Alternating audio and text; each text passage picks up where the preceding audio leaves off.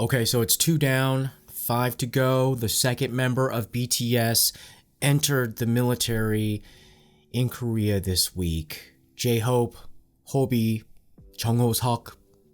He is now freshly buzz cut, and he is now in boot camp in Wonju, which is about 87 kilometers southeast of Seoul. He's going to be there for 5 weeks for basic training before he then gets assigned to whatever specialist job he will serve for the remainder of his military service.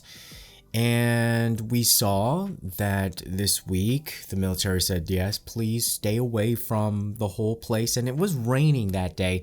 And apparently only like 10 fans showed up, and there were more journalists than the fans. But they were able to capture some of the fans' comments. And, it was really telling, because they were saying like he really gave them comfort. And I wonder if, that is something that is being missed from the big debate over whether to give K-pop stars military exemption.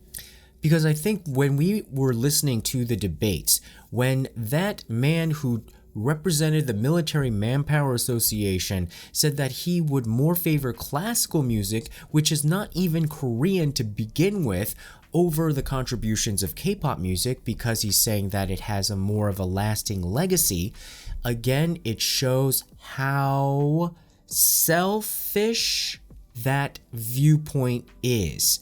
It is literally coming from the sense of, how does it affect my life?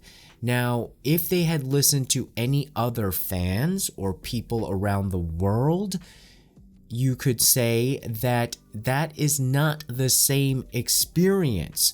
And what he is missing, what I think a lot of the policymakers were missing, which is why we're throwing our hope into the military like this, is that they don't feel for themselves the effect of K-pop on their souls, on not just the music, but the whole entire package, which they should actually be more proud of, that comes out of Korea, because it's essentially a Korean group with the elements of individual character that are imbued in Korean culture, but shows a strength, a way of interacting with the world and each other that brings hope.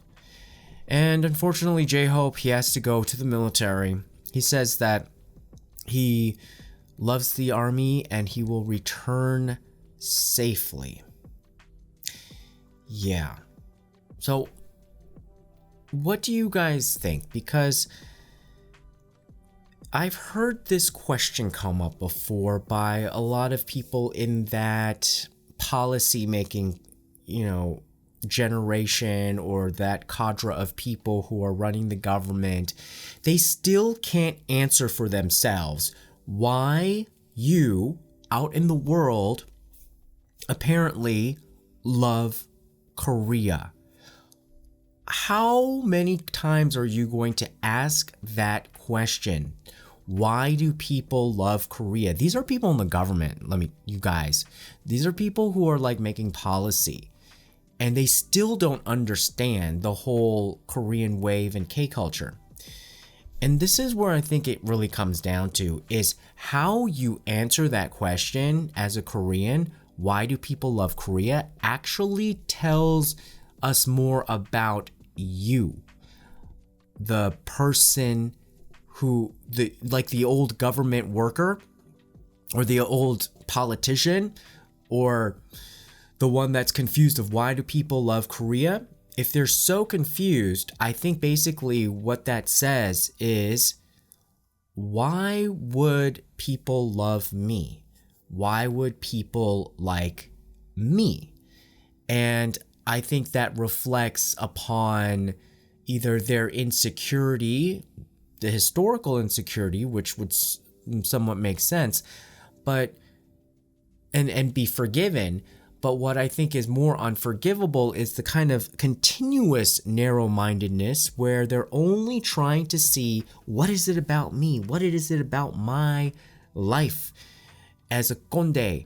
You know, one of the older people who condescend younger people and everyone around them.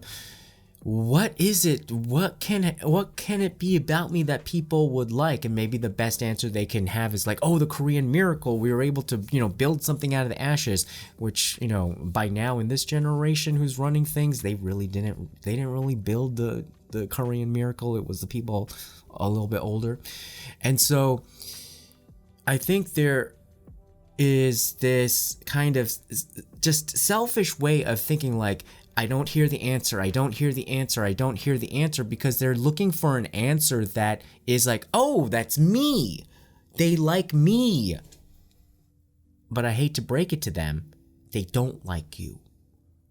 And from what many of you have told me on this channel is that a lot of you who are BTS fans actually don't even really like K-pop. So we're not even at the Korean part. They're just the BTS part. And I think that is the biggest cloud over their heads, is that they're always thinking of like, what is it, the out of touch people, what is it about me? Because I don't really like me. I don't see what's so special about me. Probably there isn't that much special. I mean, everybody is special. But the selfishness part of that is definitely not special. And it overlooks what are the people who are actually drawing interest in Korea doing. Did you actually look at BTS, listen to BTS, interview people who are younger and are fans of BTS, or take a more comprehensive look at what dynamics are at play and what it looks like when people say BTS gives them comfort and hope? I think that's the thing. It's the hope that in such a unfair or unjust or tough or, against all odds type of environment, there is hope that people can come together and survive and thrive and have moments of happiness and achievement and connect to other people. It is hope. And I think that is really the crux of a lot of the attraction of Korean entertainment, is the hope part. If you look at Korean dramas, Korean TV, and if you really assess it, every good drama really has the heat, friction, conflict, and a character who has to survive against the odds. And the Korean cultural context provides a lot of great material for those kinds of stories. And for people around the world who also find themselves in similar trapped kind of unjust situations, I think watching a Korean character or protagonist defeat the odds gives them hope. Or shows that even if you're under the barrage of unfairness, you can carve out your own little spot of happiness, and then that's hope. And I think the whole Moonbin thing was a little bit hard because it shows when perhaps hope fails, and maybe then makes us face the ugly reality of the world that we're either trying to escape or change. But anyway, this might reflect my personal view. Again, the way that you answer, I think, this question reflects more about who you are than, the scientific nature of this very unscientific social experiment. But how is it for you? Like, why do you think, like, if you were to tell somebody in the Korean government trying to create this Korean culture diplomacy policy and they're still stuck on why do so many people love Korea, what would you tell them? What would you tell those government officials? And what would you really say that they missed about this whole BTS military exemption, which is why we find ourselves now this week seeing J-Hope be the second member of BTS go into the military. All right, guys, put your comments below and remember to like, share, and subscribe. See you next time. Bye-bye.